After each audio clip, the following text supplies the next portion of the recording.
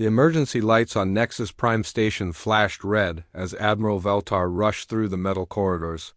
His forearms moved quickly as he carried data tablets filled with bad news. Very bad news. The Vorthok Empire had struck again, and this time they had destroyed 3 entire star systems. Veltar's blue skin turned pale as he thought about the numbers. 50,000 coalition ships destroyed. 200 planets under enemy control. Millions of civilians dead or missing. In just 6 months? The Vorthok had torn through coalition defenses like they were made of paper. The Admiral reached the council chamber and stopped at the massive doors. Behind them waited representatives from the 6 most powerful species in the galaxy. They would not be happy with his report. The doors opened with a soft hiss. Inside, the circular room was filled with different types of alien beings. Each species sat in their own section, designed for their specific needs. The air smelled of different atmospheres mixing together. Admiral Veltar walked to the center of the room. His voice was heavy with sadness. Fellow council members, I bring grave news from the front lines. The Vorthok offensive has succeeded beyond our worst fears. The room fell silent. Even the Bruthan warriors, known for their loud voices, said nothing. Veltar continued. Our combined fleets have lost 70% of their fighting strength. The enemy moves faster than our intelligence predicted. Their weapons are stronger than our shields. At this rate, they will reach our core worlds within 8 months. Commander Grexonol of the Bruthan species stood up. He was 3 meters tall with thick armor covering his body. Then we fight harder. The Bruthan do not know retreat. Fighting harder will not help, said a soft voice from across the room. Elder Da Hyon of the Mindari species sat in her floating chair. Her large eyes glowed with a soft purple light. As a psychic, she could read thoughts and emotions from great distances. I have touched the minds of Vorthok commanders. They do not fight like us. They do not think like us. They see this war as harvesting. A chill ran through the room. The Mindari were never wrong about such things. Veltar activated a hologram showing the current war situation. Red dots marked Vorthok-controlled areas. They covered almost half the galaxy. We need new allies. Fresh troops. Different tactics. Our traditional methods are not working. What do you suggest? Asked Captain Zorvan of the Corvani. His metal body reflected the light from the hologram. The Corvani were a practical species. They like solutions, not problems. There are the newly contacted humans from the Sol system, Veltar said carefully. They have a small fleet, but their technology is interesting, different from ours. Many council members made sounds of disagreement. The humans were considered primitive by galactic standards. They had only been contacted 5 years ago. Their weapons were simple, their ships were slow. Most species saw them as cute but useless dot in the corner of the room. A human figure sat quietly. Ambassador Taewu had been listening to everything without saying a word. He was a middle-aged man with graying hair and calm eyes. He wore a simple blue uniform with Earth's symbol on the chest. The humans are too new, said Seeker Prime Hissus. Her snake-like body coiled around her seat. They know nothing of galactic warfare. They would be killed in their first battle. Perhaps, said Admiral Veltar. But we are running out of options. The mercenary guild wants too much money. The independent systems are afraid to fight. The humans at least offered to help. Elder Da Hyon suddenly sat up straight in her chair. Her purple eyes began to glow brighter. The other council members knew this meant she was having a vision or reading powerful thoughts. No, she said in a voice filled with fear. No, you must not use the humans for war. The room became very quiet. When Elder Da Hyon spoke like this, everyone listened. I have looked into their minds, she continued. The humans are different, very different. Their thoughts move in ways that frighten me. They do not think of war the way we do. What do? You mean? Asked Admiral Veltar. Elder Da Hyon closed her large eyes for a moment. When she opened them, they were filled with worry. Other species fight to win territory, or to gain resources, or to prove their strength. Humans fight to make Sure their enemies can never hurt them again? Ever? She looked directly at Ambassador Tae-woo. When humans go to war, they do not stop until the threat is completely gone. They will use any method, break any rule. Think of solutions that would never occur to us. They turn war into an art form. Ambassador Tae-woo finally spoke. His voice was quiet but clear. Elder Da-hyun speaks truly. We do not like war. But when we must fight, we fight to end the fighting forever. That sounds exactly like what we need, said Commander Grexonal. Warriors who fight to win. You do not understand, Elder Da-hyun said urgently. I have seen flashes of their history. Humans have fought wars against their own species for thousands of years. They have learned things about warfare that we have never imagined, things that would give us nightmares. She turned to address the entire council. If you use humans for war, you will win, but the cost will be higher than... Admiral Veltar looked around the room. The other species were talking quietly among themselves. The Vorthak were winning the war. Traditional methods had failed. They needed something new, something different. What do you say, Ambassador Tae-woo? Veltar asked. Would your people be willing to help us? In support roles only, of course. Nothing involving direct combat. Tae-woo stood up slowly. He was shorter than most aliens in the room, but something about him made others pay attention. Earth will help, he said simply. We have seen what the Vorthak do to captured worlds. We will not let them continue. But the warning, Elder, Da-hyun started to say, is noted and understood, Admiral Veltar interrupted. However, we are facing extinction. We must use every resource available. The vote was quick. 5 species voted yes. Only the Mindari voted no, with Elder Da-hyun shaking her head sadly. Very well, said Admiral Veltar. Ambassador Tae-woo, please prepare a small human force for support duties. 200 personnel should be sufficient. Tae-woo nodded. I will contact Captain Jin-ho and Lieutenant Sun-mi. They are our best people for this type of work. As the council meeting ended, Elder Da-hyun approached the human ambassador. Her large eyes were filled with sadness and fear. I hope I am wrong about your people, she said softly. Tae-woo looked at her with understanding. So do I, Elder. So do I.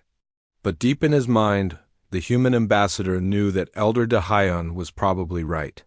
Once humans started fighting, they would not stop until the enemy could never fight again.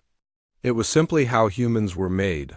The galaxy was about to learn why Earth's history was written in blood. Captain Jin-ho stepped off the transport ship and onto Kepler Station. The metal floor vibrated under his boots from the massive engines that kept the station in orbit around the gas giant below. Around him, his team of humans looked small compared to the alien soldiers moving through the docking bay. Stay together, Jin-ho said quietly to his people. Remember, we are here to help, not to take charge. Behind him walked Lieutenant Sun-mi, a woman with sharp eyes who seemed to notice everything around her. Next came Medic Da-na, carrying her medical bag and studying the different alien species with professional interest. Engineer Min-ki was already looking at the station systems, his mind working on how everything connected together. Communications specialist Hai-wan walked beside tactical analyst Seok-jin. Both were quiet people who preferred to watch and learn. Before speaking, all 6 humans wore simple gray uniforms with Earth's symbol. They looked very ordinary next to the colorful aliens around them. A loud voice boomed across the docking bay. Humans, over here! Commander Grexonal stomped toward them. The Bruthan commander was 3 meters tall and covered in thick armor.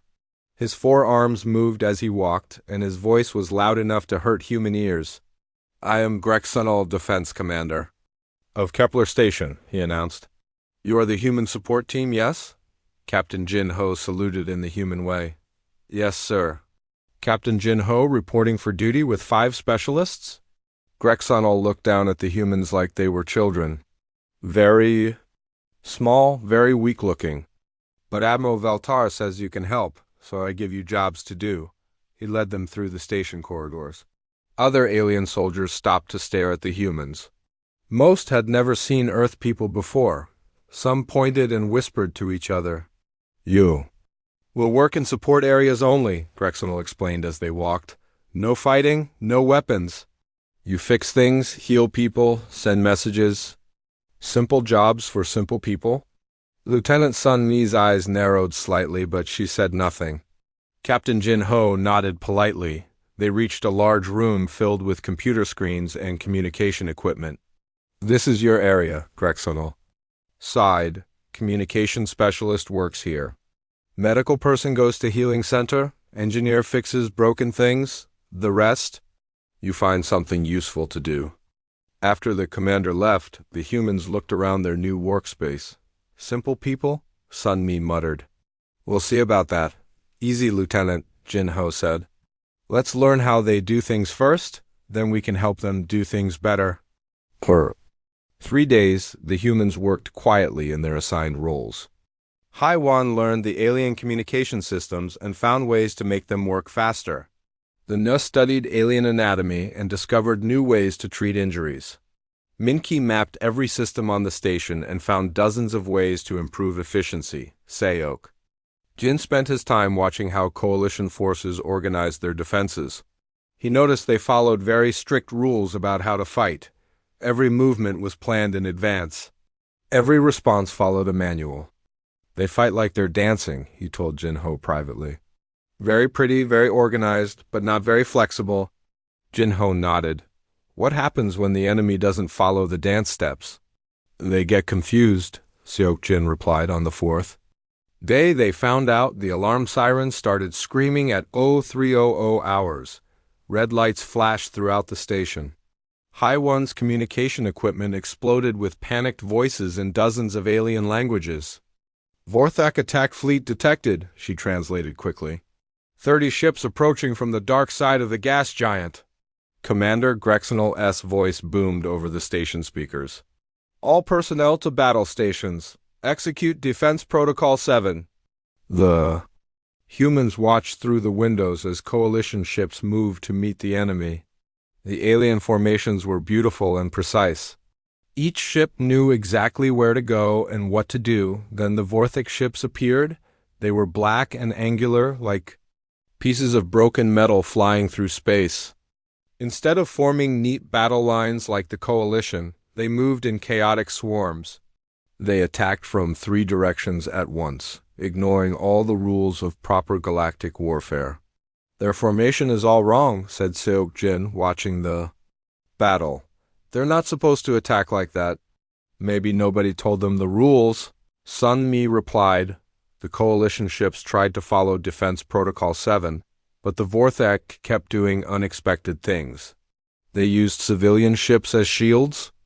They pretended to retreat, then attacked from behind.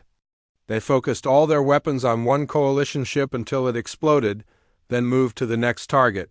Within an hour, half the coalition defense fleet was destroyed. Boarding pods detected. Haiwan announced as her equipment lit up with new warnings. They're coming to the station. Through the metal walls, they could hear the sound of explosions as Vorthak troops blasted their way inside. The station shook with each impact. All support personnel report to safe areas? Commander. Grexonal ordered over the speakers. Defense teams execute boarding protocol 4. The humans looked at each other. Captain Jin Ho made a decision that would change everything. Forget the protocols, he said quietly. Sun Mi, what do you see? Lieutenant Sun Mi studied the tactical displays showing where the enemy was boarding. They're coming through 3 access points. The coalition is sending equal forces to each point following the manual. What would you do differently? Sun Mi's eyes got a strange look in them. I'd let them board through 2 points, then trap them in the middle sections while hitting the 3rd point with everything we have. That's not in any coalition manual, Seok Jin observed. Exactly, Jin Ho said. The sounds of fighting grew closer. Through the security cameras, they could see coalition soldiers following their training perfectly. They moved in neat formations, used proper cover, followed all the rules. They were also losing. Min Ki, Jin Ho said. Can you control the stations? Environmental systems? The engineer's fingers were already moving over his control panel. Internal gravity, lighting, atmosphere controls. Yes, I can access everything. Haiwan, can you tap into the enemy communications? Their encryption is different, but she worked frantically for several minutes. Got it, I can hear their tactical chatter. How well do you understand alien anatomy now? The medic looked confused. Well enough to treat injuries. Why? Because we're about to create some injuries, Jinho said. Sun Mi, you have command of this operation. Sun. Mi smiled for the first time since arriving at the station. It was not a nice smile. What happened next would be talked about in coalition military academies for years to come. As Vorthak boarding parties advanced through the station, the lights suddenly went out in key corridors. Gravity reversed in others. Atmospheric pressure dropped in some sections while rising dangerously in others. The enemy troops, expecting standard resistance, found themselves fighting the station itself. Sun Mi used the security cameras to track enemy movements, then directed Min Ki to create accidents in their path. A plasma conduit would explode here. A bulkhead would seal shut there. Emergency systems would activate in patterns that made no sense to anyone following standard procedures. Meanwhile, Haiwan listened to enemy communications and began feeding false information into their network. She made Vorthak commanders think their own troops were attacking each other. The coalition soldiers, confused by what was happening, received new orders through Haiwan's communication systems. Instead of following boarding protocol 4, they found themselves executing a plan that seemed to come from nowhere. Within 2 hours, the boarding attack was over. The Vorthak troops were either dead, captured, or trapped in sections of the station with no life support. Commander Grexenol arrived at the human workspace, looking confused and angry. What did you do? He demanded. That was not boarding protocol 4. Captain Jinho stood up calmly. No, sir. It was a human solution to a Vorthak problem. You were supposed to stay in support roles. We did support the station's defense, Sun Mi said innocently. We just did it our way. Grexenol stared at them for a long moment. Finally, he said, Send a full report to Admiral Veltar. Everything that happened here. After he left, the humans looked at each other. Think we'll get in trouble? The Na asked. Jin. Ho shook his head. No, but I think we just proved Elder Dahayan right. What do you mean? We didn't fight to follow the rules, he explained. We fought to win. And that's going to scare them more than the Vorthak ever did. Outside the windows, the Vorthak attack fleet was retreating. It was the first coalition victory in months. It was also the first time humans had shown what they could really do in war. The news of Kepler Station's victory spread through coalition space like wildfire. For the first time in months, a Vorthak attack had been completely defeated. Admiral Veltar watched the battle recordings for the 5th time, trying to understand what had happened. Show me the part where the gravity reverses again, he told his aide. The hologram replayed the scene. Vorthak soldiers were advancing down a corridor when suddenly they found themselves falling upward into the ceiling. At the same time, emergency bulkheads sealed both ends of the corridor, trapping them. How did they know to do this? Veltar muttered. His aide, a young Altarian named Tech Prime Valak, pulled up another recording. Sir, the humans also managed to hack into Vorthak communications and feed them false orders. They made enemy squads attack each other. Veltar paused the recording. In the image, Lieutenant Sun Mi was calmly directing the defense while chaos erupted around her. Her face showed no fear, no panic. She looked like she was solving an interesting puzzle. Get me a secure channel to Captain Jinho, Veltar ordered. 20 minutes later, Jinho's face appeared on the communication screen. Behind him, Veltar could see the human team working at their stations. Captain Jinho, your actions at Kepler Station were unusual. Yes, sir. We saw a problem and found a solution. Your solution violated 17 different coalition military protocols. Jinho nodded calmly. Yes, sir, but it worked. Veltar studied the human's face. There was no apology there, no regret. Just simple confidence. I want your team transferred to the frontline vessel Stalwart Dawn.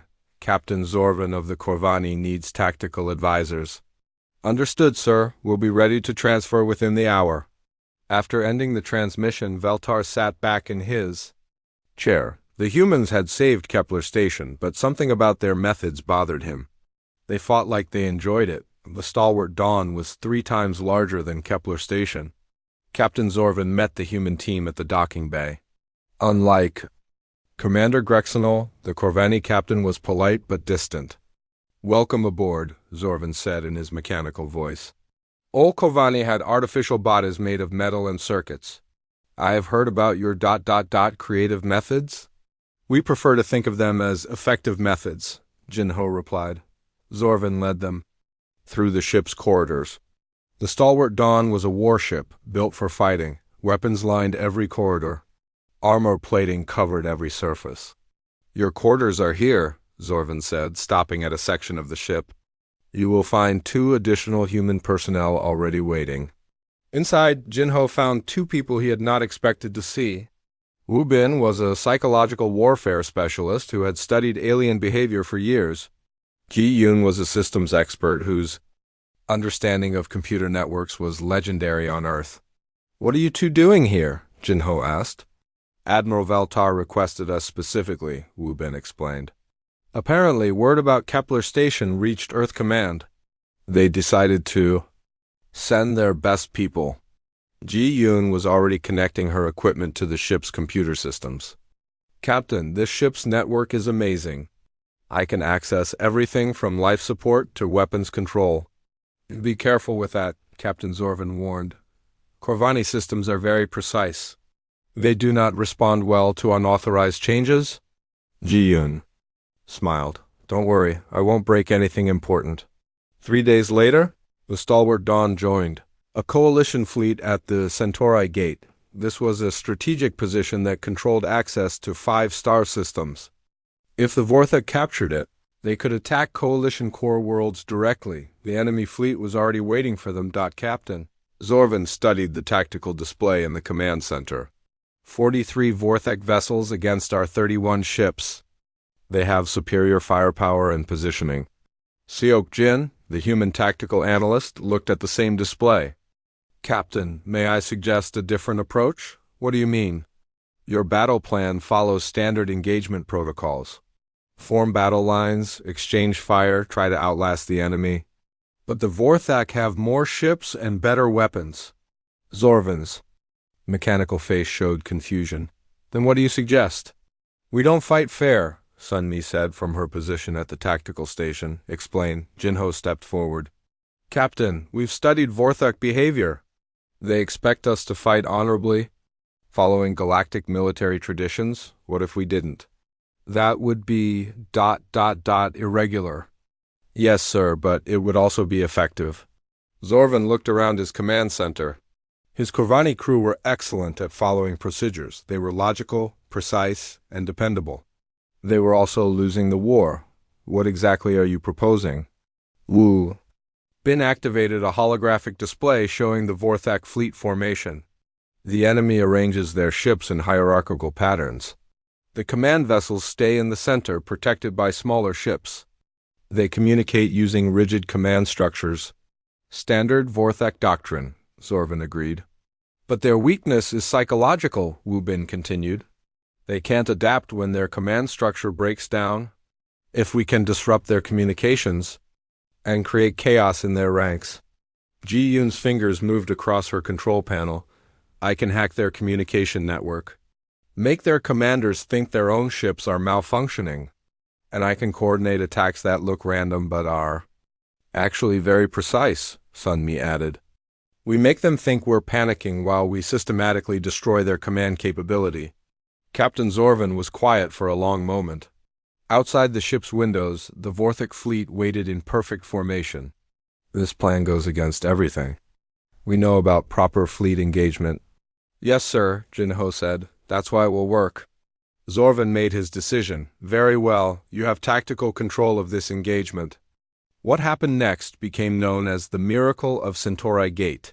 The coalition fleet began the battle by appearing to retreat in disorder. Vorthak commanders, expecting easy victory, broke formation to pursue. But the retreat was carefully planned. Sun Mi led enemy ships into overlapping fields of fire while Ji Yun fed false sensor data to their targeting systems. Meanwhile, Wu Bin broadcast psychological warfare messages on Vorthak frequencies. He convinced several enemy captains that their own command ship was ordering them to attack each other, the Vorthak fleet, suddenly finding itself fighting in 3 different directions against enemies who wouldn't follow the rules, began to panic.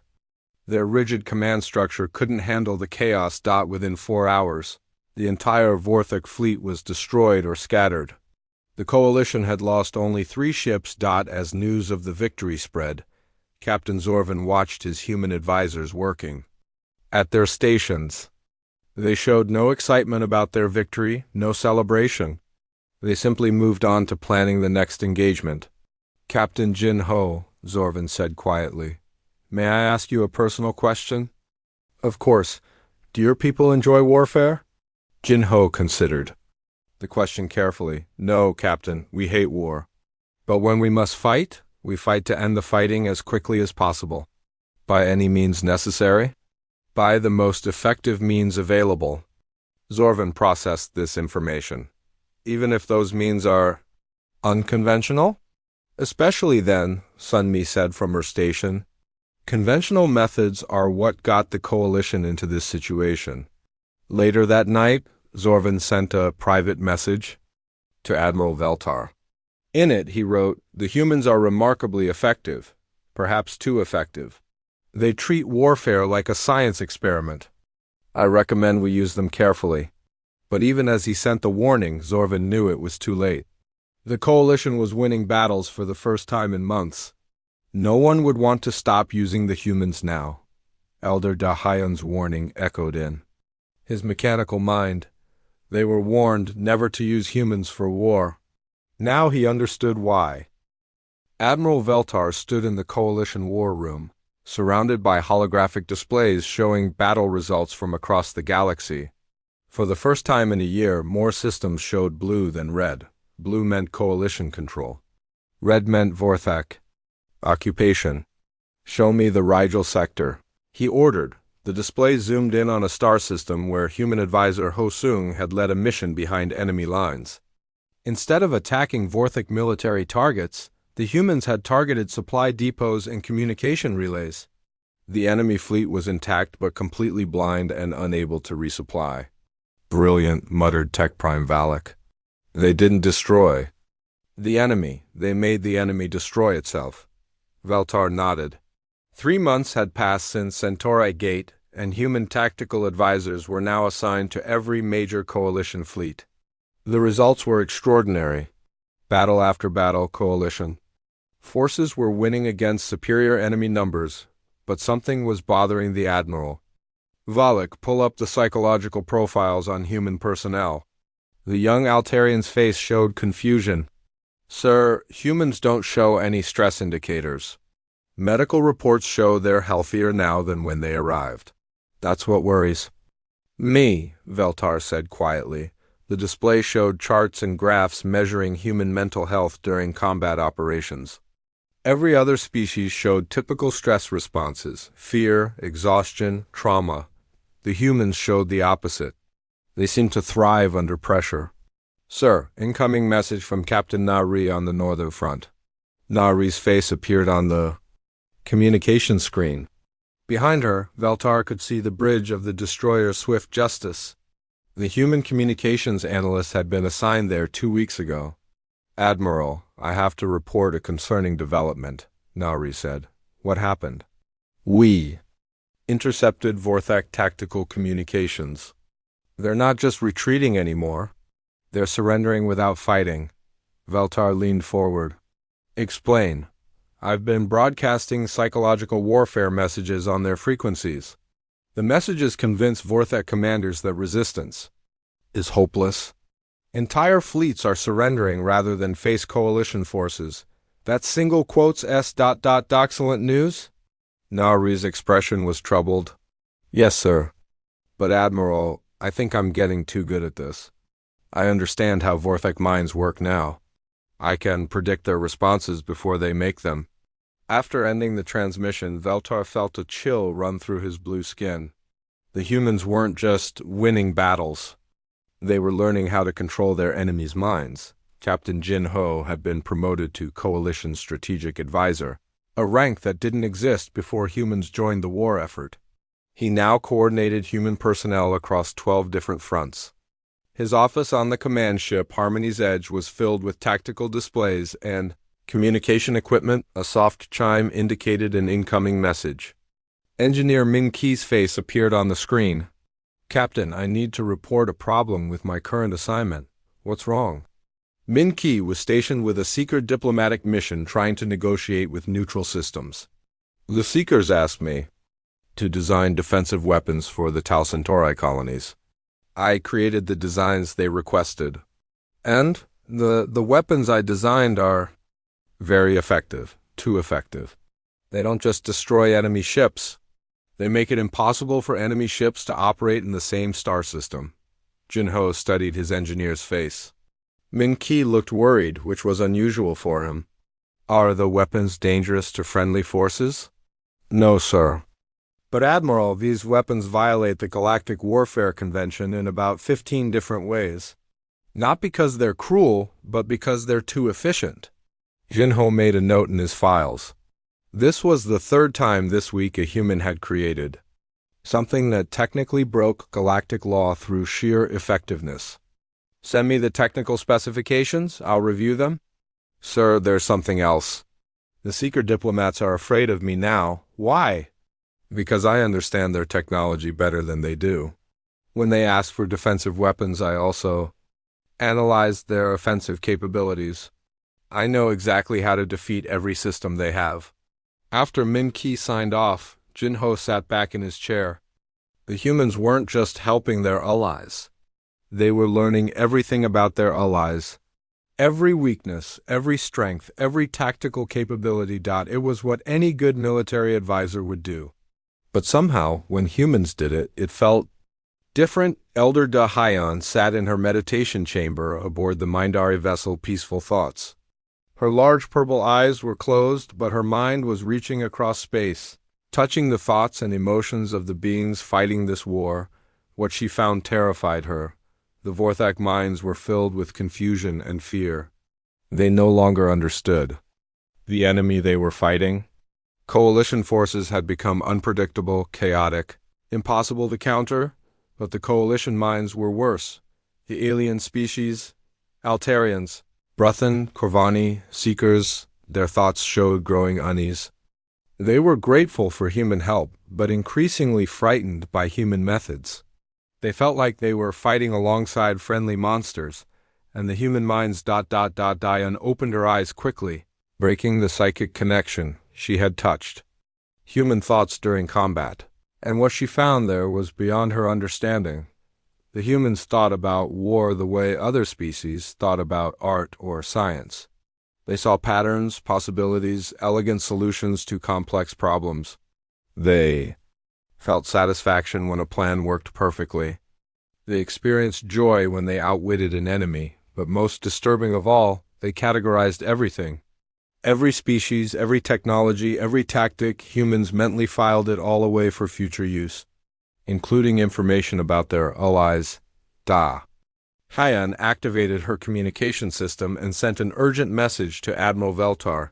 "We must meet immediately. The situation is becoming critical."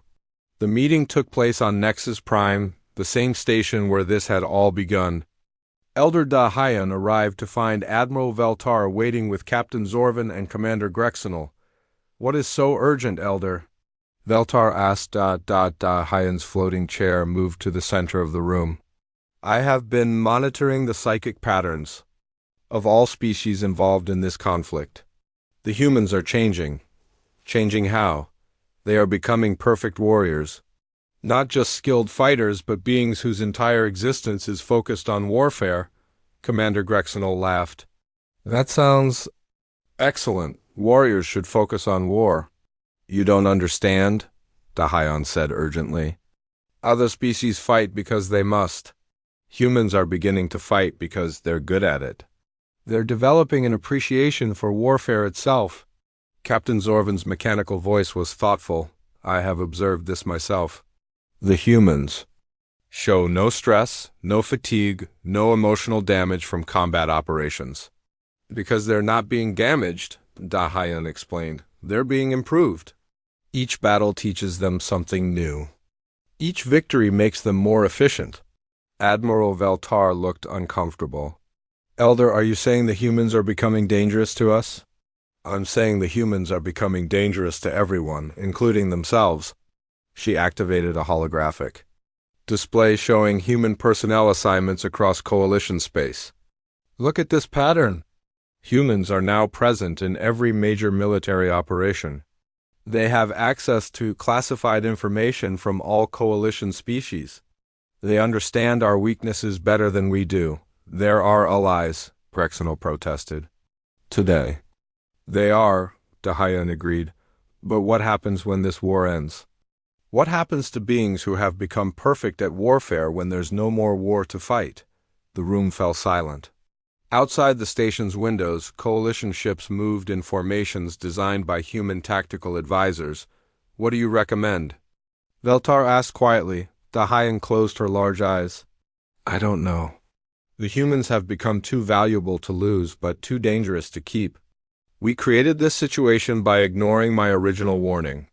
You said we should never use humans for war, Zorvin recalled. I was right, Dahayan said sadly, but now it's too late.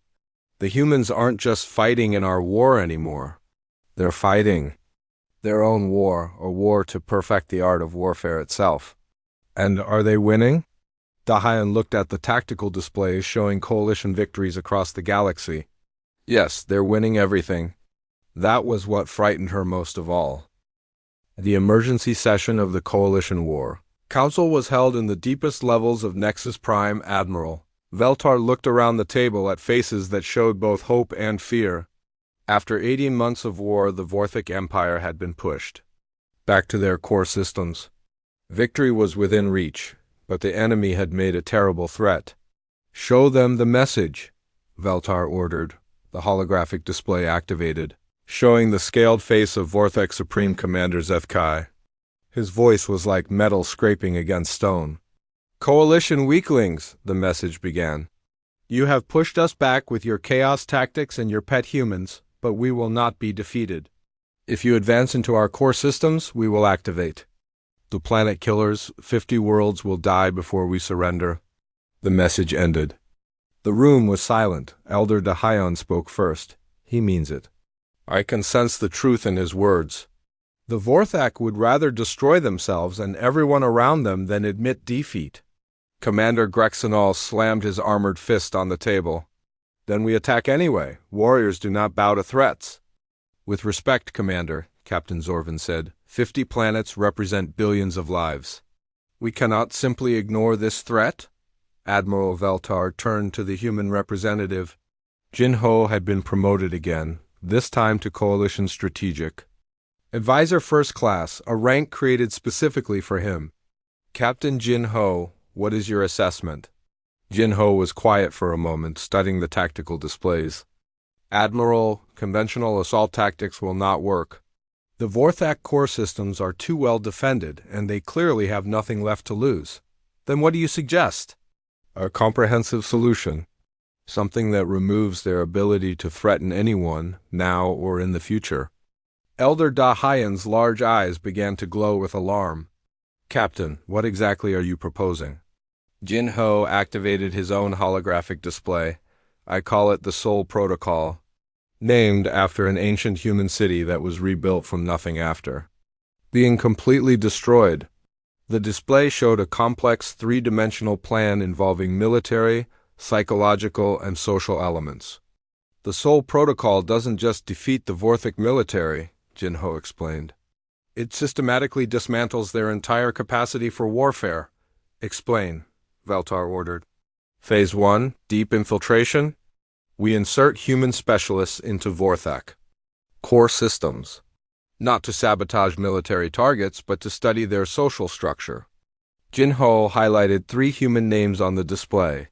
Ki Hyan is our best infiltration specialist. He can pass for other species using advanced disguise technology. So Young is a xenopsychology expert who understands how alien societies function. Dongmin specializes in unconventional warfare. Phase 2, psychological disruption. We don't attack their military directly. Instead, we convince their civilian population that their leaders are incompetent. How? Asked Captain Zorvin. By making their leaders actually become incompetent. We feed false information to their command structure until they start making mistakes. Their own people lose faith in them.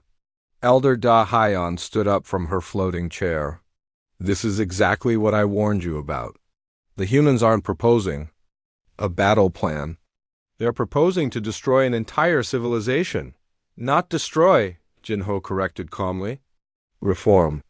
Phase 3 involves rebuilding Vortex society so they can never threaten anyone again. You're talking about changing who they are as a species, Da Haiyan protested. Yes, Jinho agreed. Just like we did to ourselves. The room fell silent. Everyone knew human history. Earth had been torn apart by wars for thousands of years before humans learned to live in peace. Admiral Veltar looked around the table. Are there any alternatives? Direct assault will cost millions of lives and may trigger the planet killers, Captain Zorvin noted. Negotiation has failed repeatedly, added the Seeker representative. Blockade and siege could take decades, Commander Grexonal admitted. And the Vorthak might use that time to develop even worse weapons, Jinho pointed out. Elder Da Haiyan made one final plea. Admiral, I'm begging you, don't authorize this plan. The humans are offering to solve your Vorthak problem permanently. But the methods they're proposing will change them forever.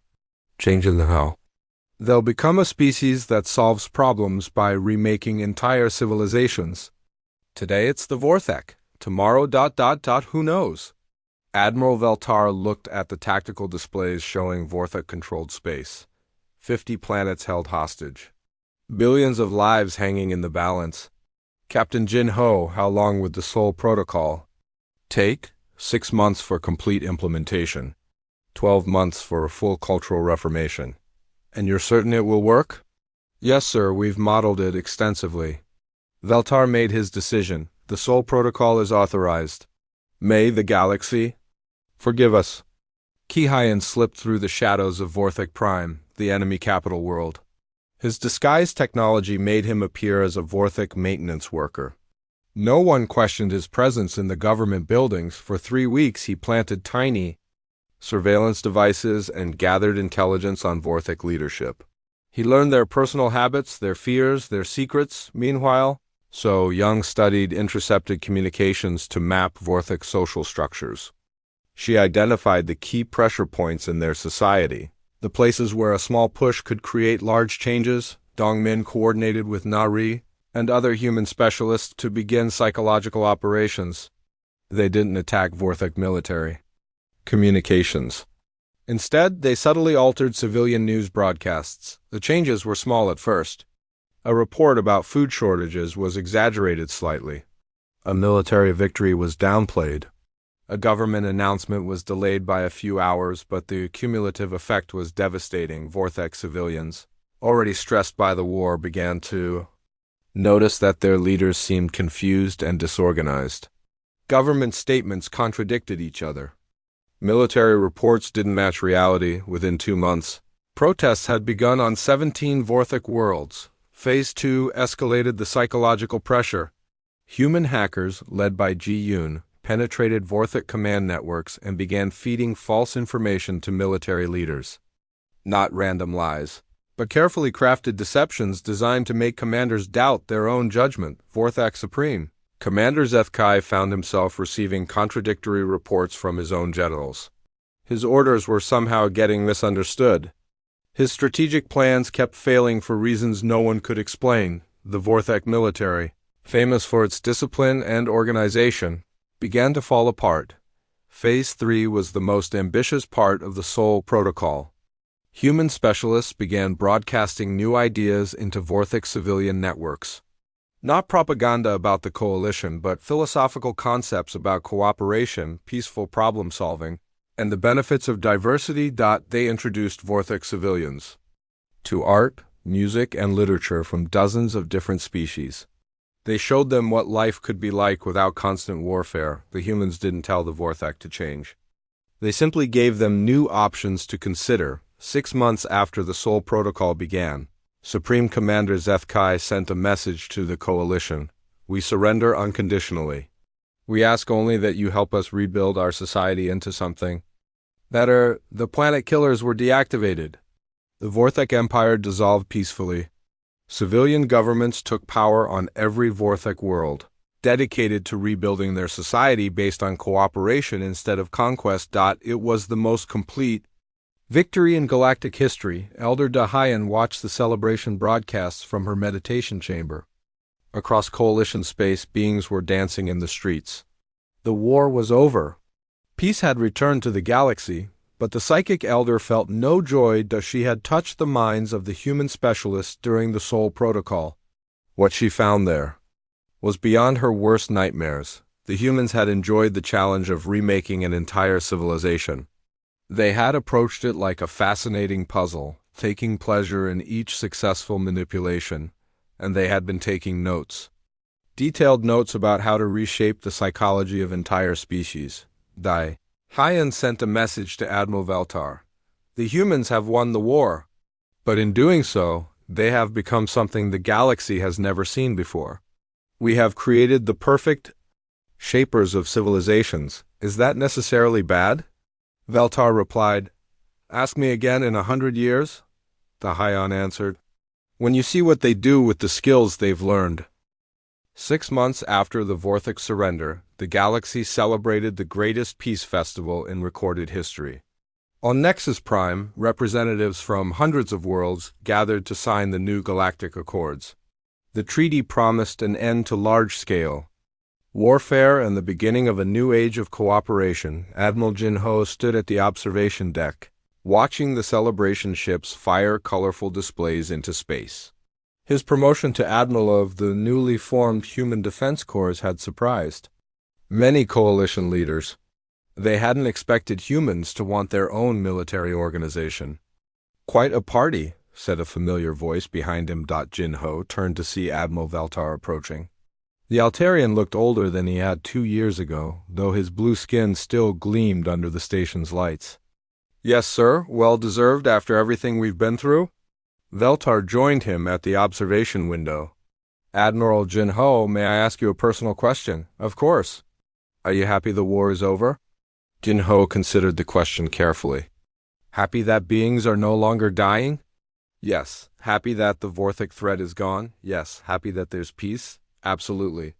But my people are very good at warfare, Admiral. It seems wasteful not to use that skill for something constructive. Veltar felt a chill run through him. What do you mean by constructive? Making sure this kind of war never happens again. In her private chambers, Elder Dahayan was reviewing psychological profiles of human personnel through a coalition space. What she found confirmed her worst fears. The humans hadn't just won the war, they had documented everything. Every tactic used by every species. Every weakness discovered, every strength observed. They had created the most complete military intelligence database in galactic history, but more disturbing was what they were doing with that information. Human advisors were now present in the military organizations of every coalition species. They were helping their former allies improve their defensive capabilities, making them more efficient, more effective, more controllable. Diane activated her communication system and sent a message to Captain Jinho, now Admiral Jinho. We need to talk. The meeting took place in a small conference room away from the celebration. Elder Dahayan arrived to find not just Jinho, but his entire senior staff. Lieutenant Sun Mi, now Colonel Sun Mi, Engineer Min Ki, now Chief Technology Advisor. All the humans who had started this journey at Kepler Station. Elder Dahayan, Jinho said politely. You wanted to speak with us? I want to understand what you've become. Jinho gestured for her to sit. We've become what we always were. Humans trying to protect our friends and allies by learning how to control them. Sun Mi spoke up. Elder, we prefer the term guide. We're helping coalition species develop better defense strategies. Defense against whom? The Vorthak are no longer a threat. You've made sure of that. Defense against the next threat, Min-Ki explained. There will always be someone who chooses violence over cooperation. When that happens, the galaxy should be ready. Da-Hyen's large eyes began to glow. I've touched your minds during this conversation. You're not preparing for the next threat. You're managing the current situation to prevent threats from ever emerging. Is that wrong? Asked Taiwan, now Director of Galactic Communications. You're reshaping civilizations without their knowledge. We're helping them become their best selves, Buna corrected. She was now Chief Medical Advisor for Interspecies Relations, just like we did with the Vorthak. Da-Hyen stood up from her floating chair. The Vorthak asked for your help after they surrendered. These species don't know you're manipulating their development. We prefer optimizing, Soch Jin said. He was now Strategic Planning Director for the Coalition. And the results speak for themselves. Crime is down across all Coalition worlds. Interspecies conflicts have decreased by 90%. Trade and cultural exchange are at historic highs. Because you're controlling everything, Jinho's voice remained calm.